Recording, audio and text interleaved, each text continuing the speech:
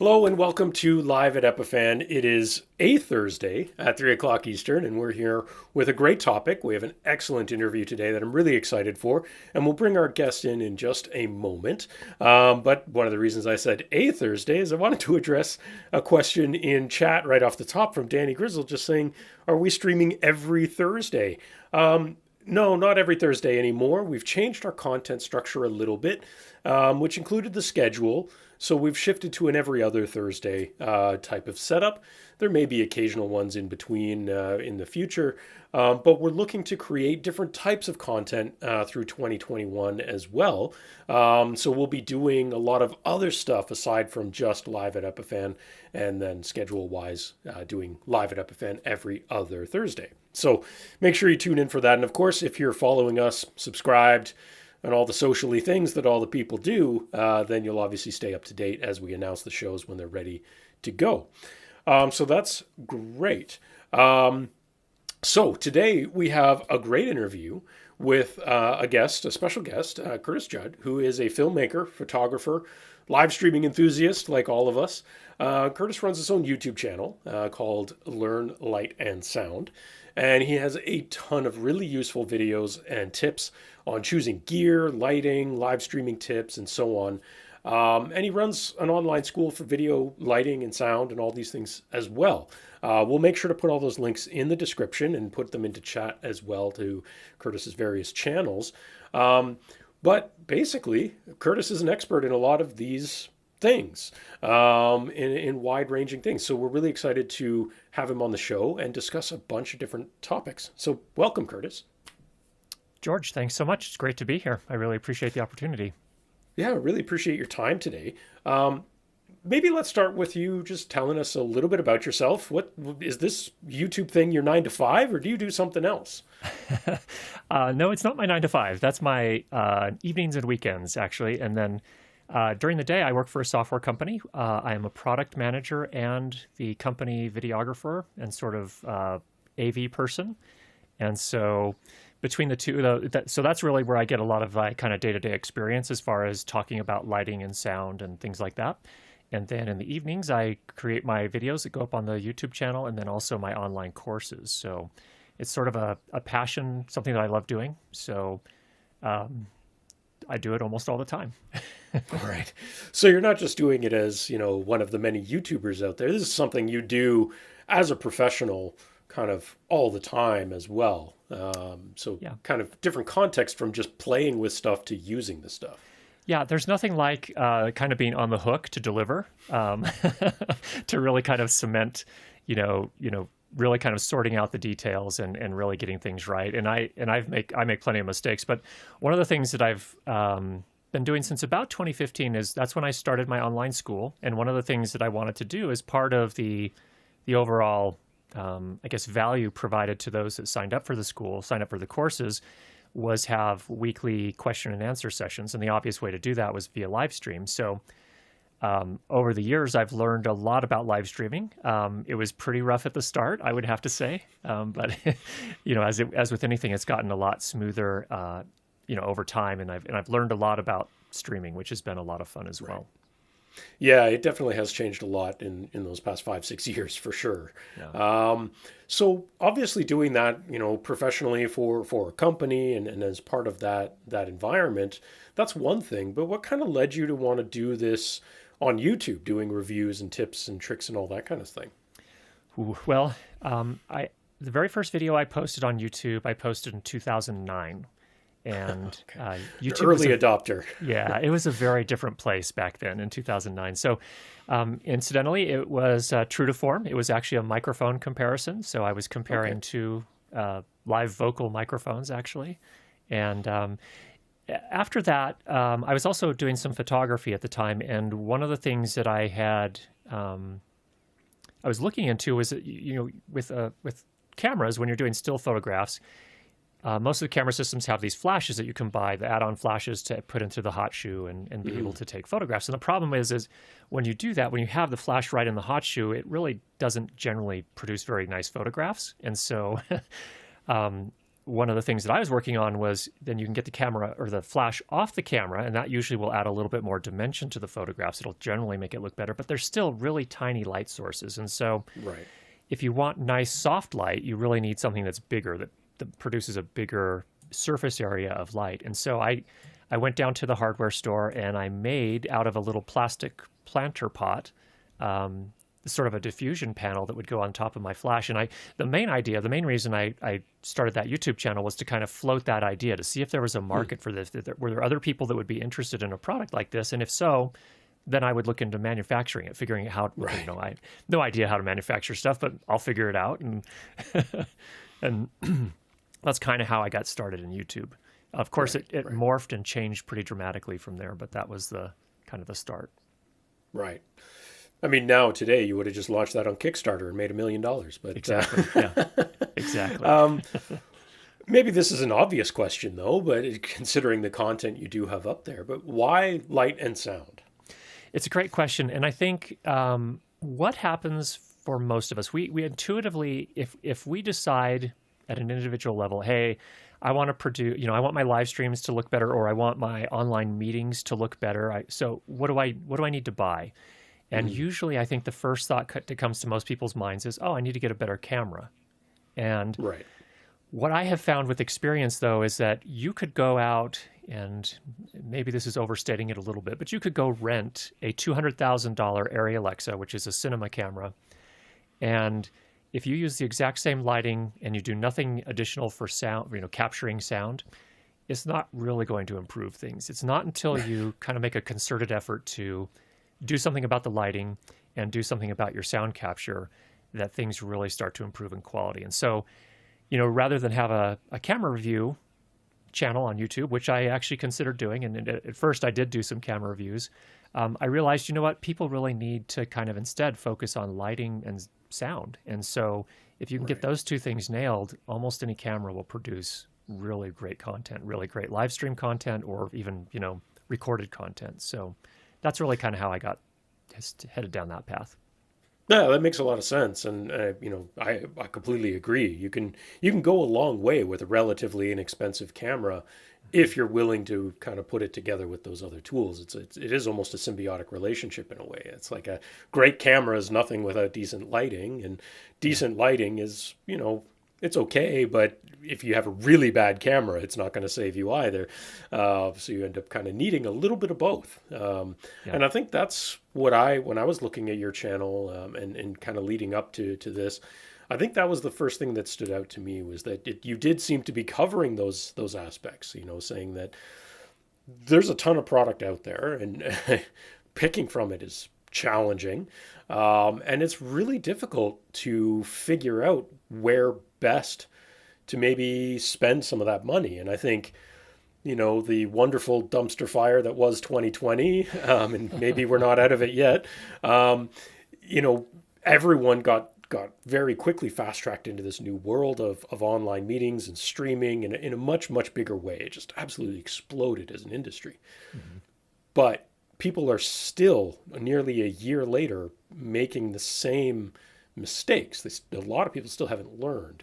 And maybe they just don't care to, or maybe they just don't know where to find the information.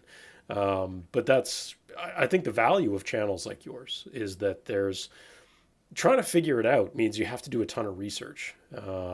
So I guess to that end, what are some of the questions you typically get? And who are the people that are interested in this content? Well, I think you touched on it pretty nicely. So a lot of people, of course, well, almost everyone has to do online meetings now. That didn't necessarily have to do them before, or we have to do even more of them than we used to do in the past, Right. and for better or worse. And so, I think that that's one end of the spectrum. But then I also, you know, there's the other end of, or there are people maybe that are trying to do, you know, they're film enthusiasts. They want to start making videos and film and video, you know, short films and things like that. And so they want to know some things. And then there's also, you know, podcasters, and there's just a kind of a whole array of people that have questions. And probably the most common question I get is, which microphone should I buy, and which lights should I buy? And so that's it. You know, it really depends on the context as to what the best answer is, and what you're shooting, and what your budget is, Yeah. all these sorts of things. But those are really, really common ones. And I think I can understand where they're coming from, because if you're kind of thrown into this world like we all have been in the last 12 months, it's daunting. Where do you start? Where do you, get just like the basic information? And maybe I don't want to become an expert. I just want something that looks good or sounds good. That's fair. Yeah, exactly. And that's I think one of the biggest challenges, right? And when I was looking at some of your view numbers, which are great, but some of the ones that were, from what I saw very quickly, some of the most popular ones were, or the highest view counts, I should say, maybe not like ratios, but the highest view counts were ones where you were just kind of going over some of your live streaming setups. And I think that type of content obviously has become popular. Even we've done a number of those for how we do this show and other content. Those are always popular. Of course, you can't do them every week, but that seems to be, the hot topic, because people are just trying to figure out, okay, well, this guy's content looks good. How is he doing that? But that's not necessarily the right answer either, is it? No, it's not. And in fact, I think that what's really interesting is, it really depends on the situation, but what I think a lot of people don't realize is humans, we think that we're visually oriented beings, and indeed we are. I mean, obviously, we use our eyes to do almost everything that we do every day. But I think what we often forget is that our ears are something we rely on more than we realize, more than we recognize, certainly. And I think, if I were talking to someone who was just getting started, they said, you know what, I'm ready to do this maybe for my small business, or I need to, my boss said I need to be more professional on the live meetings or whatever. And a lot of people need that advice. Yeah. And I think my first advice would generally be get your sound right first. I think it's especially for live meetings. If people are struggling to hear you and they hear, there's a bunch of noise, you can hear the trash truck driving by, you got kids screaming in the other room, it's the reality of 2020 and beyond.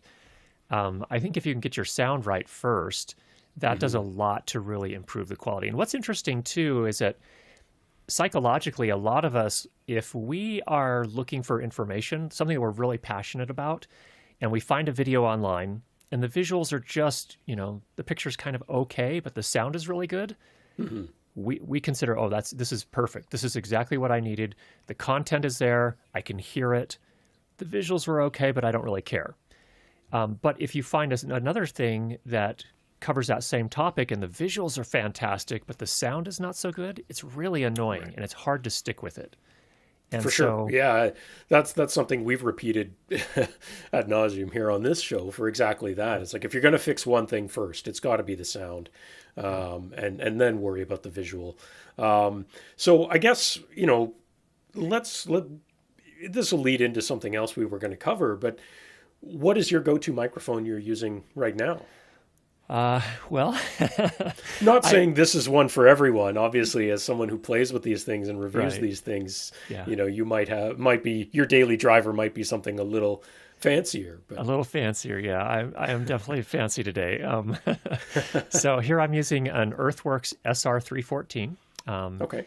Interestingly, it's actually not made for live streaming. It is actually, and there is actually a category of microphones now I would very much consider live stream microphones. But this one was actually made as a vocal performance microphone, mainly for musicians. But what I really like about it is that it seems to suit my voice pretty well. It's a cardioid. It has a cardioid polar pattern, which just for background, for those that are not familiar with that concept, it rejects any sound from behind it and picks up mainly just from the front of the microphone. So what that's really helpful for is I'm sitting at a desk here and I have a big computer screen here. And what happens in those kind of situations is when I talk, that sound bounces off my desk and bounces off the screen and comes back toward the microphone. Yeah. And having that directional microphone, a cardioid microphone, helps prevent that sound from bleeding back into the microphone. So you don't get that kind of echoey reverberation kind of effect. So it sounds a little better. Right. Yeah, no, absolutely. And yeah, you're right. I would say there definitely is a category of microphones that have come out that have become the streaming microphones. Right or wrong or good or bad, a lot of them have definitely geared towards the gaming crowd at the lower end for sure. I don't necessarily think that's the worst thing in the world if you can get past some of the gimmicks on some of them. But there are some great choices out there. For those who may not already know, I think most of our viewers know, but I personally use a Blue Yeti Nano. That was my personal microphone that I had long before the lockdown stuff, and it was easy for me to transition because I had that already. All I had to do was put it on an arm and position it a little better, and I can run with that. But being USB, it means I didn't need much else. And again, it has an adjustable pattern, so I can make sure to do the cardioid pattern as well. Yeah.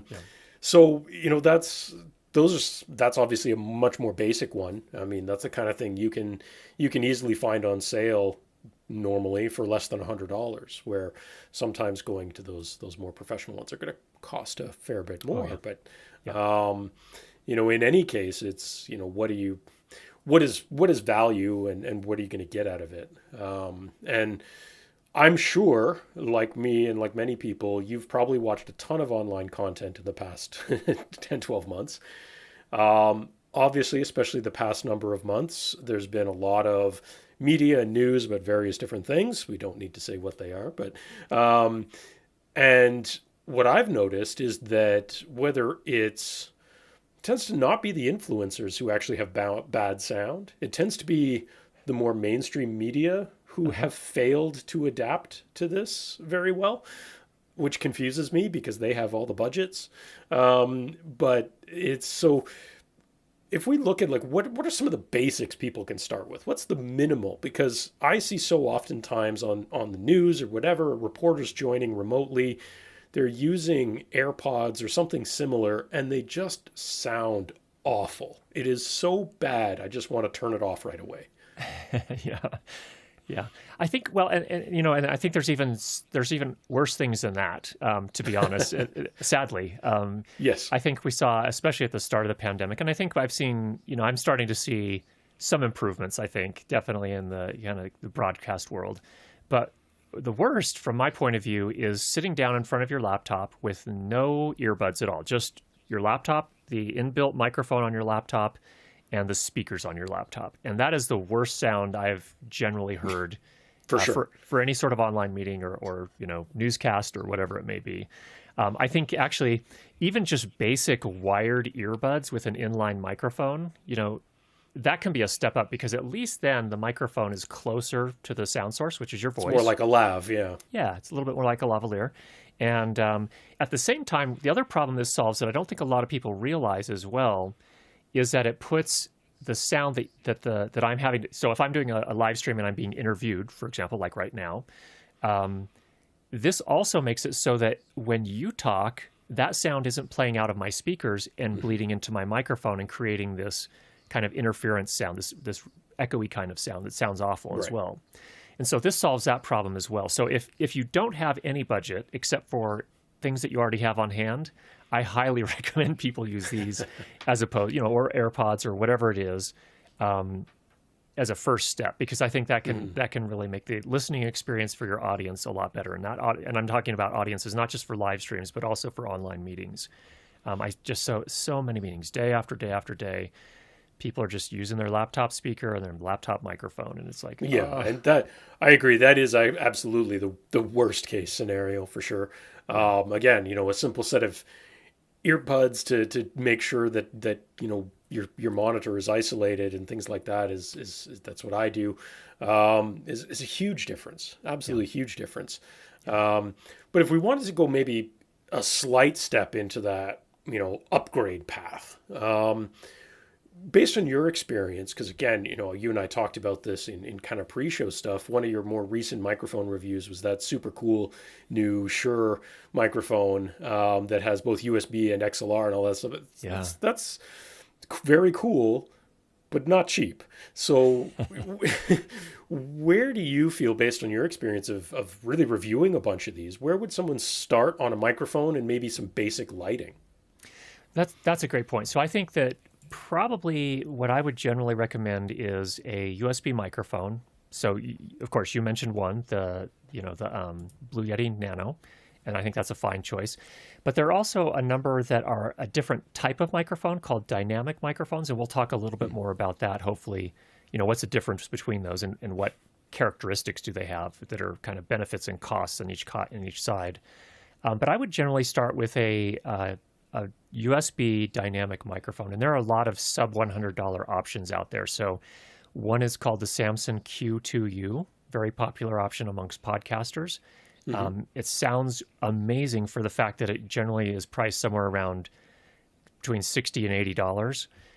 That's a great choice. Audio-Technica has one called the ATR 2100X, which is also a really great microphone. Same thing, it's a USB microphone, but it also has an XLR output. So if at some point you do upgrade some of your other gear and you do have maybe an audio interface or something with XLR inputs, you could automatically upgrade that. And then there is, of course, the the Shure MV7. And in fact, this is my daily driver for my 9 to 5 online meetings. And the kind of the big benefit of those microphones is that they're really simple to set up. It's basically just connection via USB to your computer. But another thing that's really nice about those in particular is that most of us are working from home in spaces that were not acoustically designed. There was no consideration for acoustics, and that's normal. That's kind of how we all live. But the nice thing about a dynamic microphone is that it's really good. You have to work up really pretty close on it. So some people may see that as a downside, but the upside is it's really good at not picking up noise in the next room, the trash truck that's driving by, the kids screaming over there, and all that business. So that's why for a lot of people, I recommend that as kind of a first step. And, while the MV7 is not cheap, I think that's a $350. I can't remember. Like it's pretty expensive for that type of mic. But those other two, the Audio-Technica and the Samson, are both sub $100. And I think just super simple to set up and sound fantastic and get the job done really nicely. Yeah, no, and I think that's a great point. Like you say, the only drawback to that is obviously if you have to get right up on the microphone. Some people don't like that visual. And for me personally, that's why I don't love them. It's because I don't love that visual of, like, I've intentionally made sure that my microphone and even my pop filter is down out of the frame on my camera, because for this style of content, I don't want that in frame. I think it's become very acceptable for that to be kind of hanging in frame, and that probably comes from that game streamer world where they all have that, because it's also to show off which one you spent money on. But for me, that's not how I like to do it. But yeah, you're right, absolutely. That's minimizing that ambient is probably critical. Here in what was a spare bedroom that is now my office and studio in my home, I bought some relatively inexpensive, acoustic treatment to put on the walls in here just to make sure it wasn't quite as echoey as it was. I mean, I could go a lot farther, but, you spend $20, $30, $40 on some acoustic panels to just deaden things just enough, and that can make a pretty big difference, actually. And that's a great point that you bring up, is that if you can manage that, and it is important for you to not have the microphone in the frame, in the picture, that's a great point. And, it could be something as simple as going to the hardware store and buying moving blankets that you can hang up on the walls temporarily or whatever, not in the frame, but outside the frame at least. And that way, or if you do have the ability to invest in sound panels, that's even better. But there are just a lot of simple solutions. And even if you don't want to buy some moving blankets, you could just hang blankets. Just don't put them in the frame. And that does a lot to prevent the sound from kind of slapping off the walls and coming back and making that echoey effect. So it's really a good option. I personally, I split the difference here. I don't know if people can see, I've got my microphone right here. So it is technically in the frame, but I keep it pretty low profile. So I did used to stream with a big, the Shure SM7B right here. I don't know if it was subconsciously I was trying to show off. I don't know, but I do find this is preferable. So I have a kind of a stand that keeps it down a little bit lower out of my face, so it's not as distracting. But I still get the benefits of having it nice and close. Yeah, no, absolutely. So lighting wise, where I mean, obviously you have some videos on some spectacular lighting things that are probably way overkill for a lot of people. That being said, just like we were saying about some of those Shure microphones, if you're someone who might need more flexibility down the road beyond the home office, it might be worth the investment to go to a $350 microphone from a $75 microphone. Yeah. I think lighting probably is in a similar category, right? In your home, you might not need a ton of fancy stuff, but if this might have to run multi-purpose later on, it might be worth a little extra investment. But where should someone start? Well, if you're mainly doing online meetings, I think you have some options that I think work pretty well, especially if you're just, most likely you're using your webcam in that case. And for me, I think what's interesting is you can just use ambient lighting. You can, I think it's just more a matter of positioning yourself in the right spot. So, Right. For example, here, you can't tell because I've intentionally blocked this out so I could light it today, but behind my computer here, I actually have a window. And actually, if I'm doing mostly work meetings that are during the day anyway, opening that, as long as there's not direct sunlight coming in, but if there's indirect sunlight, that's kind of an ideal solution because now you have this big, soft light source that's free, and it's just a matter of opening it. What you want to avoid, of course, is you generally don't want there to be a bunch of light coming from behind you because then you'll be backlit and you'll basically be a silhouette. Yeah. Well, especially on webcams that are not great at adjusting to that stuff. Exactly. Yeah. It fools them very quickly because they auto expose. They are the ones that are trying to figure out, okay, where do I need to set the settings so that everything looks its best? Well, if it sees a huge light behind you, it's going to go, whoa, way too much light. We're going to shut it way down. And so suddenly you become this outline, silhouette. Yeah, so let's say there is no kind of natural light. I mean, I have very little. I have some windows to my right. I actually have the blinds mostly closed today because now that it's winter, there's an incredible amount of reflection off of the snow coming through my windows. Yeah. But it's also not direct sunlight. It's north facing. So it is all reflection and it's just unpredictable, slightly shaded. So I can't rely on that. And when I do, it really only is going to give me about, if I'm lucky, half my face. Right. So I have to fill in with something else. Now I've spent a little more, but not a ton at all. But I see a lot of people buying relatively inexpensive ring lights. Is that somewhere someone might consider starting? Absolutely. And the nice thing about a ring light is that there's not a lot of fuss. I mean, you basically set it up. Ideally, your camera is shooting straight through the middle of the ring light. And it does a really nice job of creating this nice diffused light that lights your entire face nicely, and some of the light will fall off in the background, so it'll kind of focus the whole picture on you, basically. And I think that can be a great solution. I don't have any specific ring lights that I would recommend because I didn't go down that path. But the one thing to know about a ring light that's interesting is that if you're really paying attention, you can tell when someone's using one because if you look at their eyes, you can see the ring. Yeah, there's a ring. There's like a little catchlight ring in their eyes, and it's actually it's a really interesting look. They use it, a little bit more like in fashion and makeup commercials and stuff like that. Well, yeah, it gives you a highlight that's just kind of there. It is fascinating. I agree. Yeah. I think the ring lights are definitely the bargain basement, if you will. There's so many inexpensive ones out there now. Yeah. I think that the ring lights have become so trendy. I even saw, just kind of going a little nerd tangent for a moment, but there's a lot of rumors coming out of China that the computer company Asus is teaming with IKEA to make a line of gaming products sold by IKEA, but kind of built under Asus's gaming brand ROG. And one of the products that was leaked that they might be releasing is a ring light. And it's essentially very much styled like an IKEA end table bendy light, but it's a ring light with a phone mount on it. And perfect. It's it's kind of this interesting thing that like IKEA is going to start selling that sort of thing. All bets are off. So democratization, that's the positive spin on it. So that's great. Right. That makes it accessible to everybody. Yeah, of course there's endless ones on Amazon, right? But right. But if someone wanted to go maybe slightly above the ring light, which probably is where I'm at. I didn't want to do the ring light thing.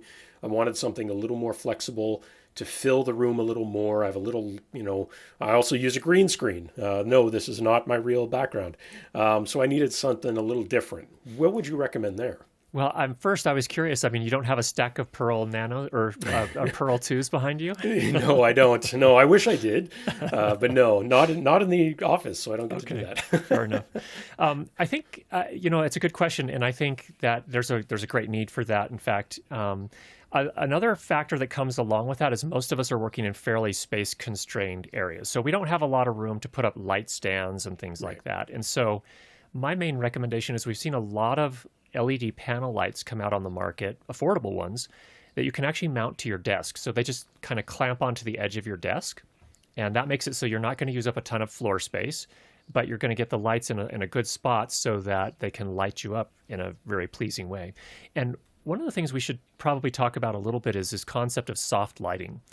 Most of us would prefer not to have hard light on our faces because if you think about a hard light is a kind of thing you would see in a film noir kind of film. So it's very dramatic, usually super bright, lit on one side and then total shadow on the other side. Or even if it's not quite that hard, it will tend to really kind of highlight all the wrinkles on your face. If you have any double chin issues going on, it's going to highlight that kind of stuff. It's just really kind of a harsh lighting. Whereas a panel light, an LED panel light, produces a larger surface area where the light is emitting. And the nice thing about that is it produces a softer light that sort of wraps around your face. So it kind of, it doesn't go into this stark shadow. It's a little bit easier on wrinkles. If you position it up, maybe for example, in this case here, I have my key light here, my main light, up above my computer monitor coming down at me like this. That solves a couple of problems. Number one, if I am wearing glasses, what that does is it prevents me from getting a lot of reflection on my glasses. So that's one good thing. But another thing is that it does produce that soft light that it will generally produce a very strong jawline. So it's a more flattering thing. Flattering light is what I'm trying to say. It just looks better generally. But the one that I've looked at, GVM is a company that makes some of these lights that can clamp onto the side of your desk.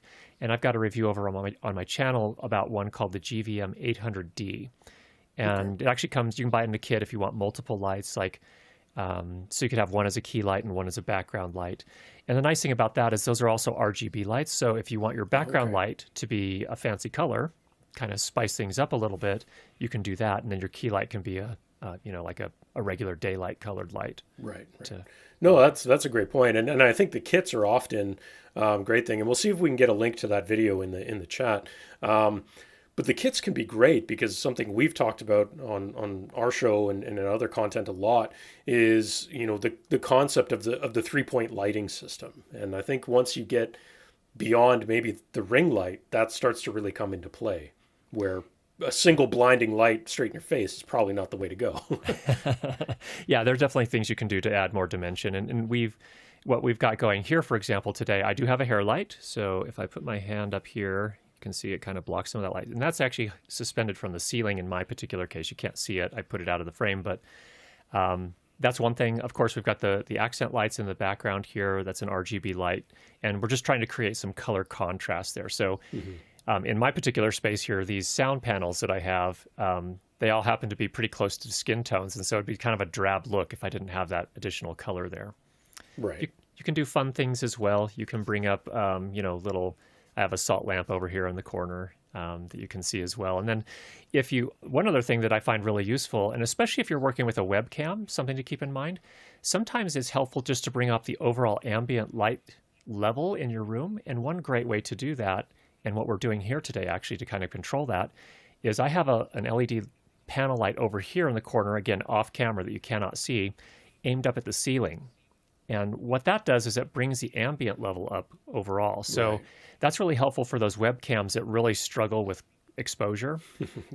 Is if you can just shoot a bunch of light up into the ceiling, you're just basically creating your whole ceiling becomes a softbox, a big soft light. Right. And it makes it a lot easier for those webcams to kind of get something that looks nice. Right. Yeah. So, I mean, for me, I did something kind of similar in a way. Again, limited space. I actually have pretty low ceilings here. So mounting a light up above me when I'm standing like I am now doesn't really work for me. I'm 6'2", so with 7-foot ceilings, there's not a whole Not going lot to of happen. space Yeah. above me, so I can't really do that. But I ended up mounting a couple of inexpensive LED kind of panel lights on the walls because I don't have the floor space for stands, like you mentioned. Hmm. So I was able to just put them on wall mounts in front of me, and I have some smaller ones, on the ceiling, not where I walk and not in the way, that are just helping fill out the green screen because obviously Yeah. that adds a whole other technical aspect. So I guess I technically have 4 lights that I use as part of this, but yeah. Now, if someone wanted to go, let's say, and I have seen this a lot. I would not put myself in this category at all, but I have seen people do this in the past year. If someone wanted to go full on, completely convert a space to an actual permanent studio, where would they look to for lighting that? Should they be looking at putting, all kinds of rigging on the ceiling and, having a whole array of of stage lights and that kind of thing? Or is there somewhere in between that and normal people? Yeah, I think, well, yeah, that's a special breed right there. And in fact, I'm not even in that category because my wife, I don't think would be too happy if I started mounting a bunch of stuff to the ceiling. But what I think there definitely are some more professional grade lights available out there from companies like Aputure. One that I use in a lot of my corporate work is a company called Lupa. They're an Italian company. They make bigger panel lights, so we have the 60 centimeter, basically 2x1s type LED panels. They produce really, really beautiful light. What's unique about those once you start moving it to the higher grade lights, and actually we're actually starting to see it in the consumer grade lights as well. But like the GVM lights I just talked about, I've actually done some evaluations with a photospectrometer, and they actually do really, really well. They produce very high color quality, which is to say, they produce an output spectrum that ensures that your camera can capture colors very naturally. And that wasn't true 5 years ago. 5 years ago, if you bought an LED light that was less than $500, you were probably going to get a light that, your face would look a little bit magenta, or there might be a Yeah. green cast or something like that. But Or very blue because white yes, LED is very blue. exactly, Yeah. exactly. And so we've seen a massive improvement on that front. And then, those professional level lights, like for example, the Aputure Nova is a slightly larger LED panel. It can also do lots of, it's a full RGB light, so you can produce any color of the spectrum if you want to get really fancy. The Lupa lights also have the full color options as well. And I just find that that's for my corporate work in particular. And when we're going to do a corporate live stream, being able to add a little bit more spice to the background with these, Right. interesting colors really can be pretty helpful as well. So, Yeah, for sure. I think once you go into that permanent studio setup, whether it's in your home or whether it's in an office in a corporate environment, again someday, then the creativity can really come into play yeah, to create. The fake background behind me is from an actual picture of our old studio in our office, right? It's like you can start to play with those elements, but they do change your lighting dynamics a bit. You have to think about how you're lighting things differently, but you can get yeah, creative and that kind of thing.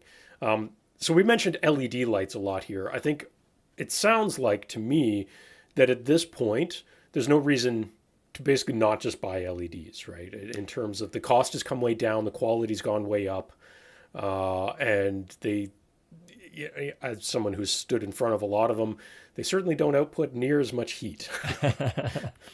yeah. And maybe for Canada, more heat would be better, huh? Sometimes yes, sometimes Sometimes, no. yeah. So yeah, I think at this point the problem with incandescent is that it's hard to find them on the market now because Right, most governments have said we're not doing that anymore, just for energy use reasons. right. But then a lot of us transitioned, over those years to fluorescent. And the problem with fluorescent is that color quality wise, they're just not there. You have to really Yeah. spend quite a bit of money to get a good color quality fluorescent. And not as adjustable, right? I mean, Yeah, it's exactly. the bulb is Yeah. set. That's it. Exactly, exactly. Yeah, and so really in 2021, from my point of view at least, there's no reason not to buy LED. Right. Yeah, and again, I think even in the low and middle range, the cost has come so far down on LED lights. It's Yep. anybody can afford to go buy a decent $100 LED kit if they're trying to produce video at any reasonable quality and I think do a pretty good job of that. Agreed. we touched on the microphones a little bit and kind of those types and stuff. Um, I think we covered that pretty well in terms of, I think people could probably just go grab a decent USB mic to start out. But if they need the flexibility, maybe some of those multifunctions or I suppose if they need multiple microphones, they should maybe lean a different direction, maybe go with an actual interface with multiple inputs and XLR mics. Yeah, that's where you definitely start to get into that situation where it's probably better at that point to buy an audio interface. And so what an audio interface is, for those that are not familiar with it, it's basically usually a little unit. It has XLR microphone inputs, and then it connects to your computer via USB. So it essentially is a combination preamplifier for your microphone, plus it's a mixer. So it allows you to bring multiple microphones into your live stream or to your videos. And that's where you're probably looking at something like that. So for example, today, it's just me on this end. So I don't really need this, but I'm actually, with my microphone here, I'm using a Sound Devices Mix Pre, and that's feeding the audio from my Mix Pre to my camera, and then my camera is feeding the sound and video via its HDMI port into the live stream here. So, yeah, the nice thing now, these range from budget to very expensive professional gear as well. There's big multi-channel mixers that have USB out, and then there's the more basic ones as well. Yeah. And this is not a basic one, to be honest. Let's just be honest.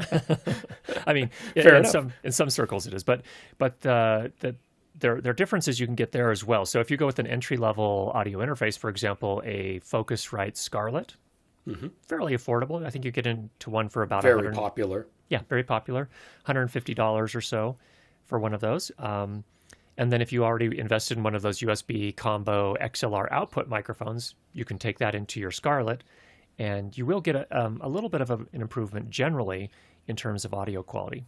It might be, depending on the microphone, it might be just a little bit of an improvement, but there is that improvement. But it also allows you to use multiple microphones. So if you do have a show or a live stream where there are multiple people in the same location, that's when that's when that makes a lot more sense.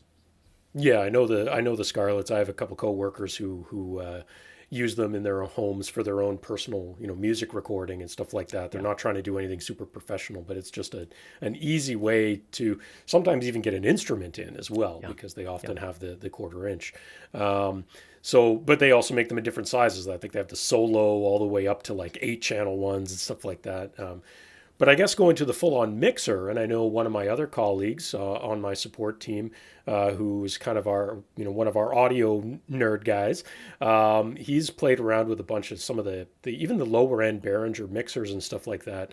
Going to the mixer, I guess, is going to start to open up things like more manually controlled EQs and stuff like that. And I suppose if you need that, that's a value. Yep. Yeah, and even the Mix Pre here, the Sound Devices Mix Pre, which I'm using today, has what's called a limiter on it. So what's nice about that is if, as soon as you say something funny and I laugh, the problem is that a lot of times if you get a suddenly loud source of sound, or you modulate too much, what can happen, based on where you have your input level set or your gain level set, it can start to distort. The sound will sound distorted if I get too loud. And so what a limiter does in this particular case is it grabs that signal before it gets too loud and kind of gently pulls it back a little bit before it does distort.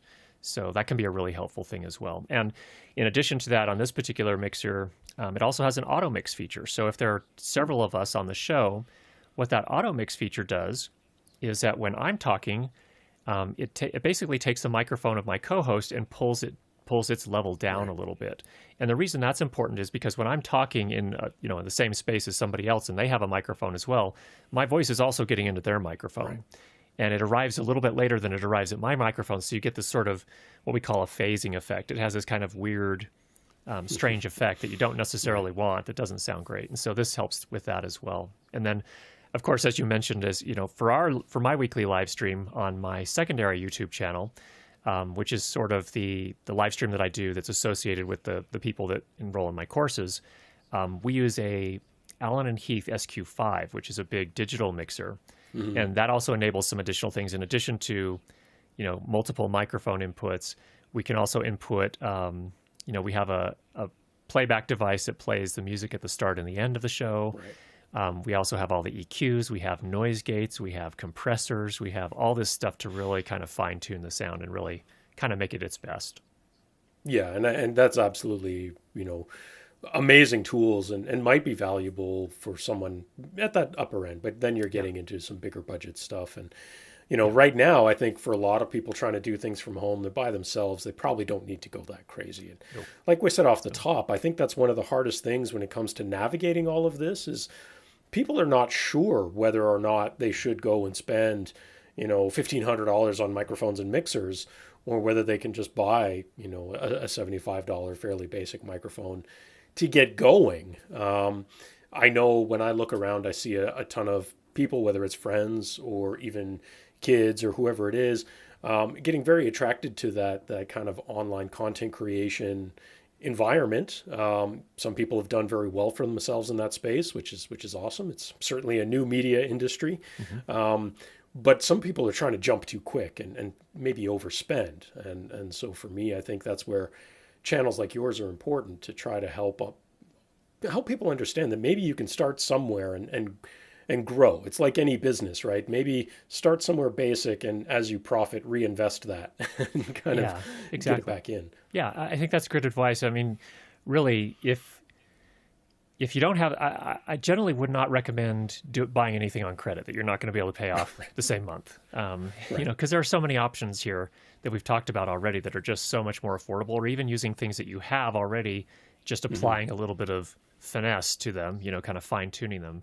So I would definitely agree that you really should start simple, and then there's nothing wrong, of course, with upgrading later on. If you do find, hey, I had a call at night this time, so using the window in my room is not going to work anymore. So I'm going to have to come up with some sort of budget for lighting. And that's that totally makes sense completely. Yeah. No, and exactly. Using what you already have, again, I had the advantage. I already owned the Blue Yeti, so I haven't felt the need to upgrade. I know I could do better if I had a different microphone. There's no doubt about that. And someone commented in chat that your sound is better than mine. And yes, the microphones absolutely do make a difference. There is no denying that. I think it was Dan who mentioned that. But I haven't felt the need to do that upgrade myself. And I was lucky enough that I already owned this. If I didn't, I might have chosen a slightly different path. But I had already owned it as my personal equipment.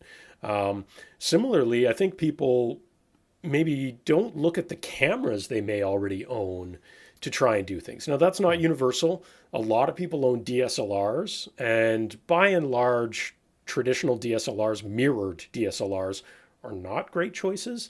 But if people have already gone down the path of looking at even some of the entry-level mirrorless cameras, they probably have one already that would be a significant quality upgrade over their webcam. They might just need an additional piece, typically in the form of a capture card, to kind of get the most out of that.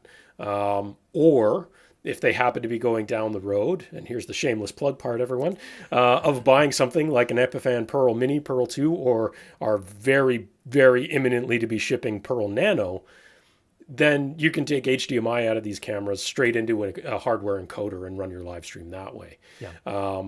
So for me, I mean, again, a lot of people probably already know this, but I use a Sony A5100 as my webcam. It's what I use right now. It's running into my Pearl. But I also personally own a Panasonic G7. I prefer the A5100. I know you could see countless videos online about which is better. The APS-C sensor is simply better than the Micro Four Thirds sensor. I'll just kind of leave it at that. You're going to throw that out there? Yeah, it just is. But at the same time, they're approximately around the same price. These are things you can get for $500, maybe a bit less on sale. They make great cameras, and you can kind of leverage them as these other pieces. Now, I know you don't focus on cameras, but is that something you've kind of seen similar within your, I guess, more professional side as opposed to the YouTube side? Yeah, I mean, even phones are amazing these days, if we're being honest. You can do amazing things with your phone and the cameras on those. But I think the reality is that the laws of physics are still the laws of physics. And so having larger sensors really generally does still make very much a difference. And I think the biggest difference I see is that the dynamic range is generally better on larger sensor cameras. And so what that means in practical terms is, we've all seen the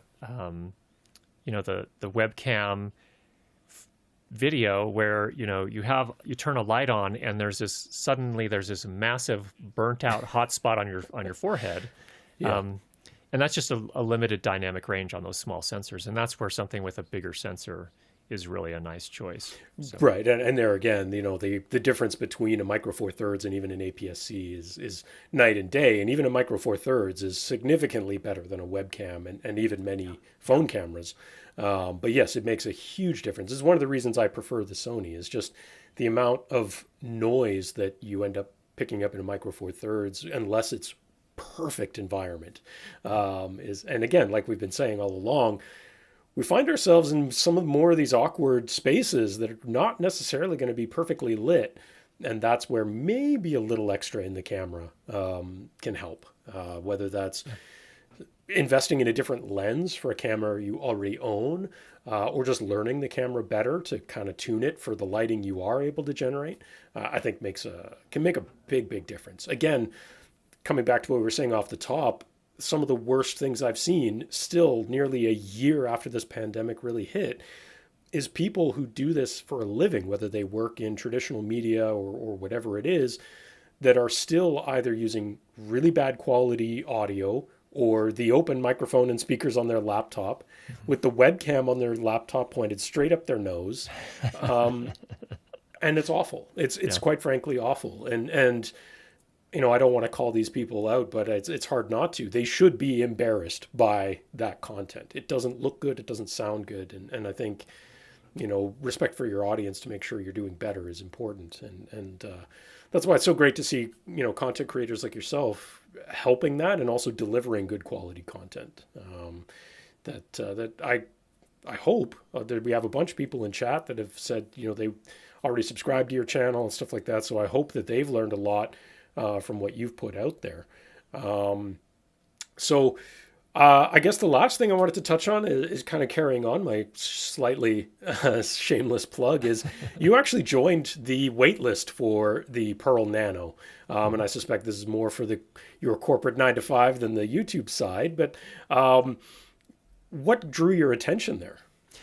Well, I think the thing that I face on the corporate side a lot is, obviously during the pandemic, everyone's working from home. And so that's made my job pretty challenging in terms of, creating content. And a lot of what we do is really just interview type content or talking head content.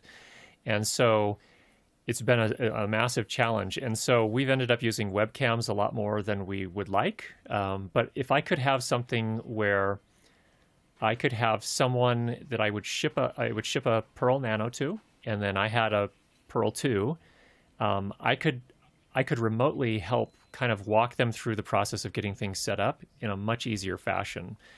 For example, if I had them go out and buy, a bunch of, we just don't have the budget for the gear anyway, but for all the extra stuff that we would need otherwise. But if we could just ship that Nano or that Pearl Nano out, and I could have it pre-configured, all I have to tell them to do is plug in your HDMI camera to this, and then I can walk them through, okay, position your camera here. Let's get your light dialed in.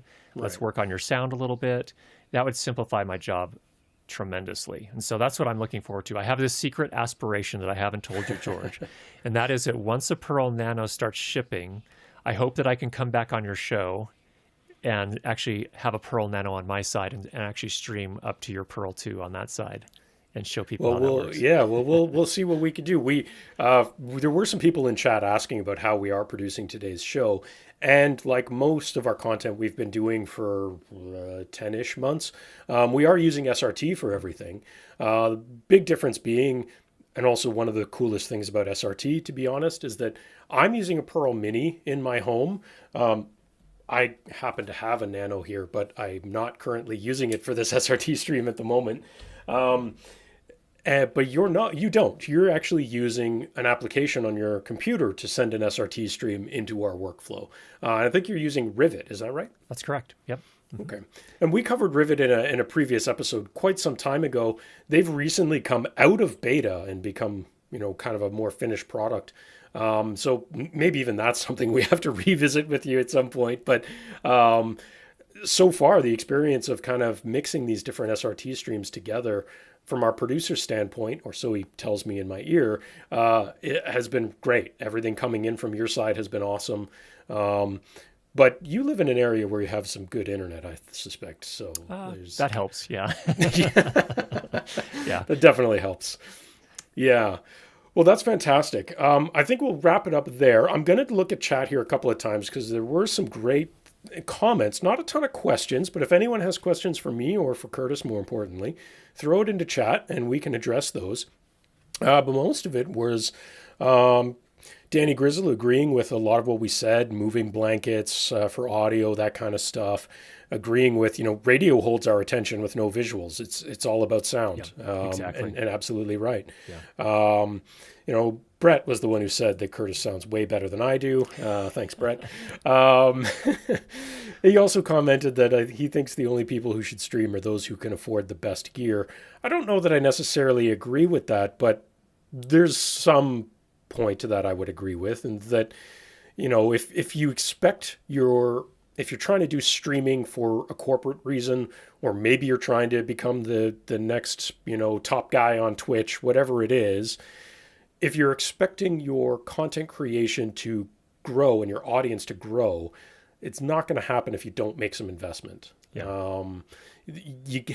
Personality is obviously a huge percentage of content creation. There is no doubt about that. Some people have it, some people don't. But your creation of personality won't come through if your audio sucks. So, exactly. There's that. Exactly. And when you talk about investment, that's I think what I think we need to highlight a little bit is that investment is not just purchasing gear. Investment is also investing in your skills and learning how to use that gear. I think Danny had said something earlier as well, is that there is a danger to buying too much gear and never mastering any of it, never really knowing how to get the most out of it. So I agree with that as well. Jack of all trades only takes you so far, right? At some point, you need to become a master of something if it's a discipline you're very serious about. Covering it all can get you partway for sure. Rob had also mentioned earlier, microphones and lighting don't really depreciate like cameras do. I agree, actually. That's a great point. I run into that all the time. I encounter customers all the time who say, what do you mean my camera's not good enough? I spent $15,000 on this thing 25 years ago. Yes, that was 25 years ago, and camera technology is night and day different. So it is now, worthless. And you need to, a $500 camera is going to blow it out of the water. Cameras depreciate rapidly as technology improves.